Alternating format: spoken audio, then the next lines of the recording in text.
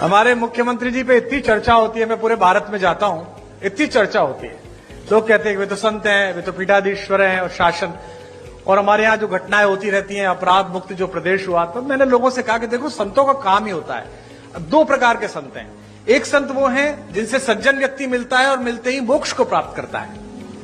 एक हमारे महाराज जी हैं, दुष्ट व्यक्ति दिखता है, मिलता है और फिर मोक्ष को प्राप्त करता है। दोनों प्रकार से साधन संपन्न है।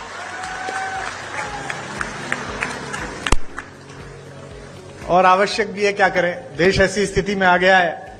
पहले डॉक्टर्स RX लिखते थे, अब RDX लिखने लगे हैं, क्या करेंगे आप। ऐसे समय में तो बहुत आवश्यक है। आदरणीय रक्षा मंत्री जी ने बड़ा उल्लेख किया। मेरा सौभाग्य रहा कि अटल जी की कृपा, उनका स्नेह मुझ पर भी रहा और वो लगातार अपने घर पर एक गोष्ठी करते थे जिसमें रक्षा मंत्री जी की उपस्थिति होती थी, आदरणीय दिनेश भैया की उपस्थिति होती थी। तो पार्टी के सभी लोग बैठे हुए हैं आज यहाँ पर, बहुधा पार्टी के ही लोग हैं।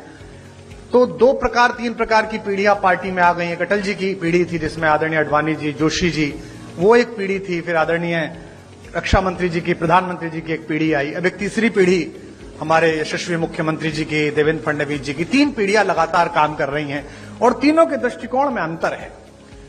अटल जी कहते थे कि आपके घर पर कोई कूड़ा फेंके तो आप स्वयं साफ कर दो। मोदी जी की, राजनाथ जी की पीढ़ी कहती है कि आपके घर पे कूड़ा फेंके तो आप उससे ही साफ कराओ।